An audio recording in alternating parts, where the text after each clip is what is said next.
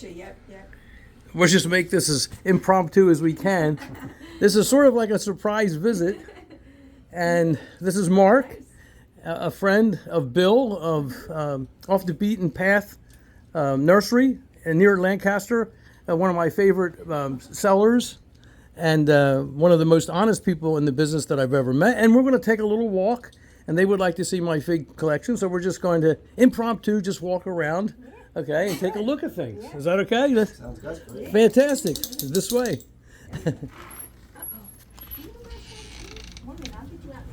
And Bill, I was telling you about that Adriatic, and here it is, right here.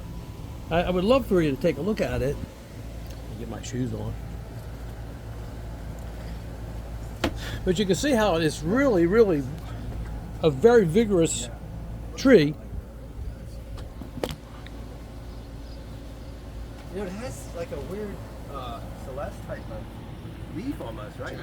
Like, I mean, It's different. It's different. It's definitely different. And it, I remember mentioning this to you. You wouldn't believe it, but there's none here to prove it. If there was, the birds, like I just told you the story, which I'll tell again.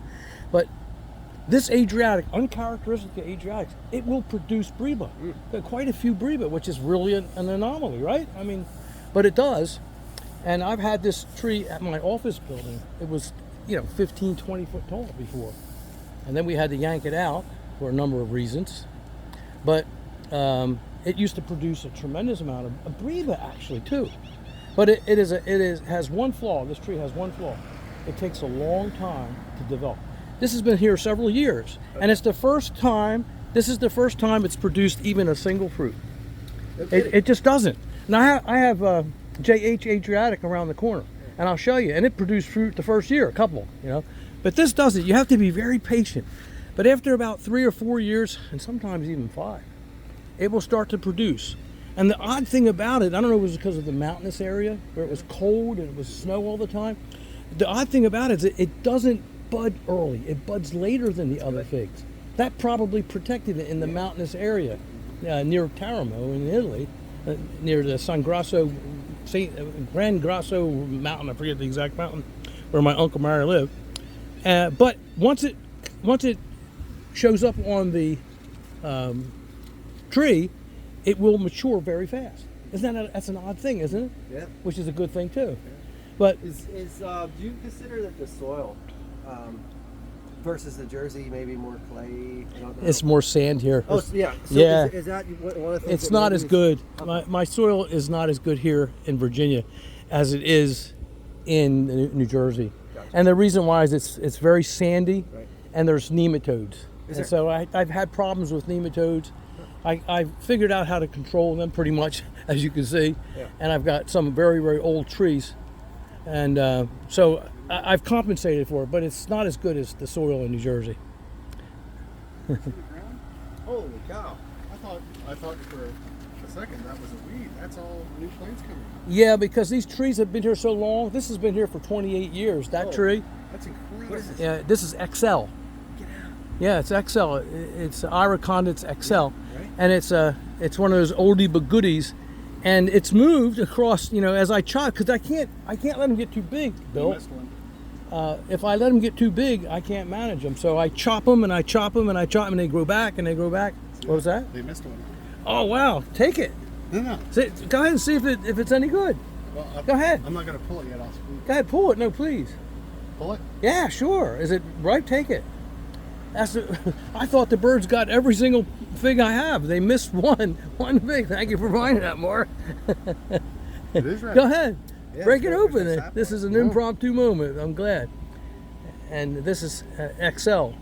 Look at that. Okay. That's a beaut. You guys are welcome to taste it. Go ahead.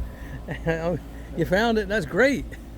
We got actually a little bit of fig testing here. That's great. I don't know if that's very good or not. Peachy, do you think? Yeah. That's It's- a very neat flavor. Now that was a breba, and of course, as you know, the main crop figs are usually tastier. Let's walk over to here. You might want to see that Peter's Honey. This is a Celeste. Okay. Now this is the Island Celeste, and this is one I remember giving you I believe, a sample from this. Oh yes. The Chincoteague, I call it the Chincoteague fig. Well, I think that's one of the bigger, like that's about as big, I think, as the impromptu. Like, I mean, it's definitely larger than. It's larger, yeah.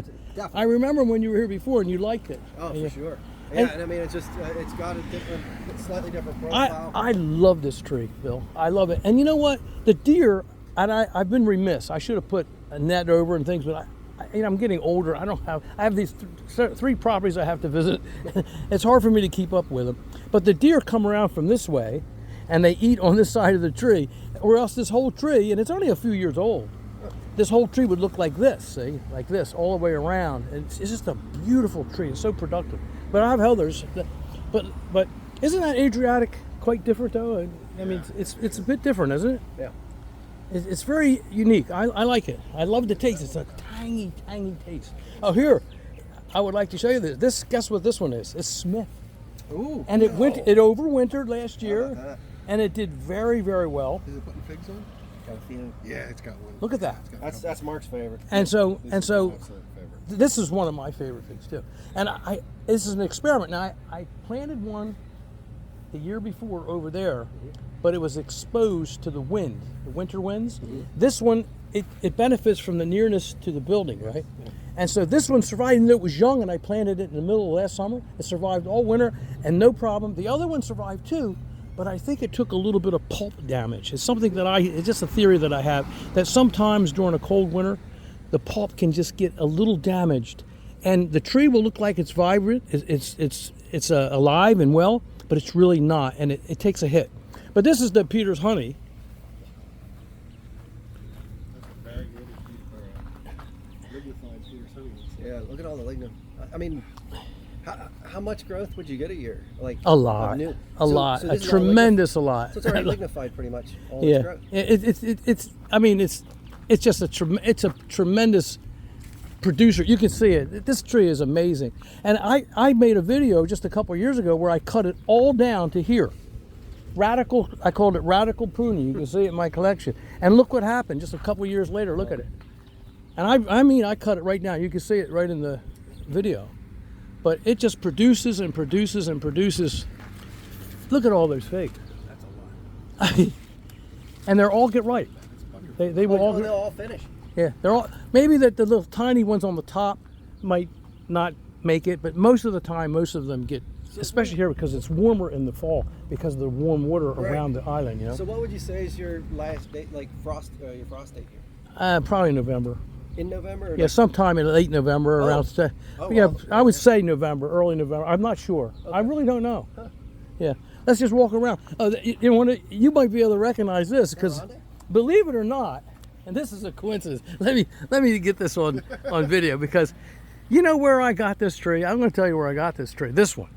This is Ronde Bordeaux. Right. You have a clue where maybe a hint where maybe I might have gotten it? I got it from you years ago. Now, and of course, this is just a cutting that afterwards. Wow. You know, it's not the parent tree that I got it with.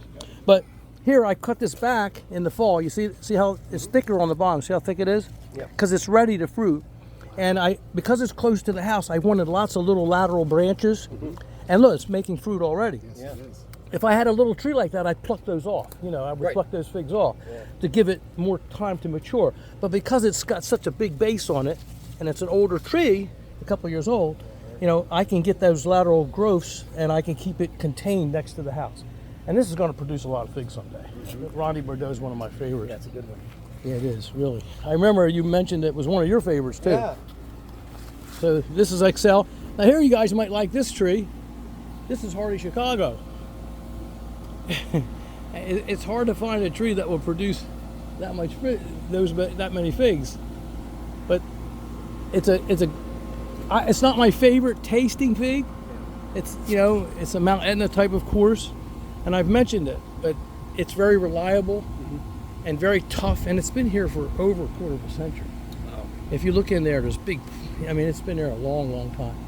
You know that Peter's honey. I should probably go back, maybe when we come back this way, but. There's no exaggeration.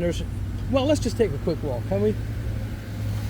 At one time, it's hard to conceive this or perceive it, but Geez, where did it go? I can't even find it now. Oh, here it is. And here's some. Oh, can you see that in there? Can you see down in there? Yeah.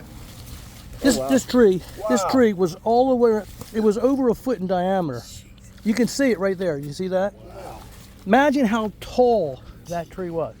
And Debbie was after me. She kept saying, cut it, please cut. And I said, I can't cut a beautiful tree. Well, I had to. And I cut it and it came back. But this is a vigorous tree. This is a great variety. I love it. And I love the taste of these. They're really, really good. Very sweet. So that's Smith. I'm probably moving this camera around a lot. This is another Wandy Bordeaux that I planted I shouldn't have done it. I put it in late, like in August last year, and it took a beating by the cold a little, so I cut it back a little, and it's coming back. I'm hoping that the pulpwood wasn't damaged in it, but it takes a lot of wind coming right around this corner. Back here it's a little better, but I think it'll be okay. Okay, so this is west. So you get the west wind. Yeah, right. It comes across the bay there. Yep. And this is Feliciano Bianco. I don't know if you have this variety, but it's just a little different than Desert King. And the main thing that separates it from Desert King is that some of the main crop figs will actually ripen, about 15 to 20%. Really? Which, yeah, and they're so. And they're San Pedro or? San Pedro. It's a San Pedro type. Huh. But it's almost exactly like the Desert King over there, which we'll look at in a minute. But some of the main crop figs, and it's a real curiosity, it's an anomaly, will get ripe. Huh. And they're completely different than the main crop figs. They're yellow, they're smaller, and they're not really that tasty. Okay. They're fair at best. But it keeps them. Yeah, but they're good to eat. I mean, you're going to eat them when there's nothing else around. But that's Feliciano Bianco, and there's not one here I can show you because all the birds got every one of them because I couldn't get here. I'm a week late getting back, got here last night, and usually I'm here about the 1st of July. That is the other Smith that I was telling you about, and it's taking a beating out here in the open, and it's not dead, and it's promising. I think it's going to be okay, but maybe that pulpwood got a little damaged. And I might have to cut it down further, but it remains to be seen. It's sort of experimental, but it's doing fine over there in that sheltered spot, in that microclimate. This is another Celeste tree that I have, and this is just ordinary Celeste, Bill. And it's no special Celeste because there's different strains on the island, as you know. Yeah. And this one is just basically, I would say, an ordinary Celeste. It's been here a long, long time. See the buck rub on it? And you see how big it was once? Yeah. It was a big tree too. And once I had a huge one right here, where I have this other Celeste now, but it was so big, it was another one of those situations where I had to hire a guy on the island with a big truck with all these wheels, and we had to cut it and pull it out because Debbie gets upset when I have these huge trees in the yard. But now this is a different type of Celeste.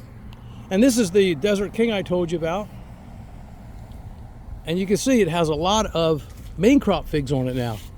But there's not a single breva left. The birds, and look at the mess the birds made. Look. Oh, jeez.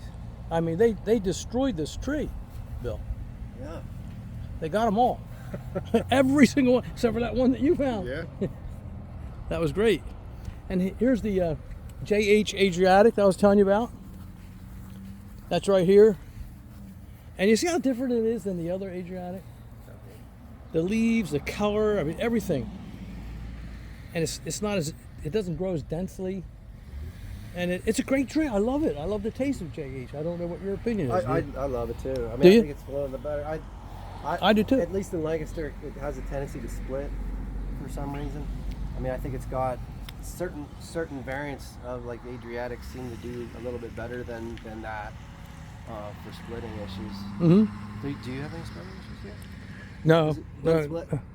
I have raccoon issues and bird issues because I every time, but I can get a net over these little trees. That's what's the advantage. I can get a net and I can get some, but no, not too much. No, because it's up here, it's high, and again, it is. That's true. it's high, and I got the sandy soil, and it drains. There you go. You see, that's the difference. You know. No, I got it. You see, in another location where if you had a clay-based soil, it might tend to crack and Yeah, split. that makes sense. I wonder if you recognize this fig over here, Bill. I have a hunch that you're going to recognize this tree. Because you introduced this tree to the fig community. Oh, is this? Yes. That's terrible. It's Taramo Unknown. Yes. Oh, wow. And I put it here a couple years ago, and it's, the deer have been going at it. But look at all the figs on here. It's doing really well. Did you get any Braba off of that, or is that? Not, No, I didn't. I don't think there was any. I don't know that there. I've never seen any. No. I've seen a lot of flushes, like they Yeah. continuously produce. But. Yeah, I didn't see any, and if there was any, the birds got them. Oh, look, tiny little. Those are all A new. whole bunch right there. I mean, they're just piled on top of each other. That's incredible. So I tell you, I like this variety, and I like it in ground, and it seems to be well adapted to a coastal region. Mm-hmm. It seems to me, and I love the taste of it. It's unique, it's different, and I'm glad that you introduced this fig variety to the fig community. I just like it. I like utilitarian fig trees that are useful and reliable and dependable, and that are suitable for the climatic zone that you're in. And this is one of those. So I wanted to show that to you. Yeah, neat. And I'm almost finished here, but this is a Italian honey fig, a Laterula. Yep. And you can see what it is. I'm sure you recognize it. I grew this one so the deer wouldn't get it as much, tried to make it taller, and it's doing real well. And in a few years it will be producing a ton of figs, and it's producing quite a few now. This is a tree that will characteristically produce a lot of Breba, but there was none this year. Not even one. And if there was, again, the birds would have gotten it. Hey, Lou, have you ever had any cold damage in the time you've been here? Any what? Cold damage? Yeah, one time, it was about six or 7 years ago. I don't remember exactly, but it was exceptionally cold, and there were lots of tides that came right over the property. Cold, and the bay. And the old timer said it never happened. It froze completely over the bay, right? And the cold winds came across the ice, and yeah, I had some severe damage. Wow. And I cut away the damage and mostly cut the trees down, like this one, where you see this big tree here it was pretty big at the time, and so I just went ahead and cut it off, and this is what came up after that. And they all did fine. Nothing died. None of the roots didn't die on any of the trees. Mm-hmm. They just came back. But that was the only time that I remember, and being here 31 years, and I've had figs here at least 28 or 29 years. Wow. of that time. Well, I think I'll cut this off. But would you like any comments about the collection, or anything new that you've been up to? And no, it's really neat to see other areas, even though it's on the East Coast. Yeah. In different soils, different longer season, different humidity. Especially, I sort of learned something from you, Lou, about that sand drainage not allowing the amount of spoilage that we get with the heavy clay soil. Not as much, yeah. Not as much, yeah. So that's neat. Yeah, that's an advantage. The disadvantage, of course, is the nematodes. Mm-hmm. That you will get more nematodes, and then you have to try and manage those. But I remember when we were here last, I remember you discovered a variety at the northern end of the island, I think. Did you ever manage to get that? Did you ever get cuttings from that? Today? Wow, that's great. So you succeeded, I failed. I just thought it, leaf shape looked different. Shape of the fruit looks unique. So I call it right now, until I figure out what it is, Unknown Holy Grail. Because I've been looking for it for 5 years. And that's the lighter fig, right? That one? I don't know. I kind of think that when I saw it ripening, it looked so different. Almost like a pinkish cream color, which I thought was really odd, and I don't know if that was an anomaly or if that's exactly what you're going to get.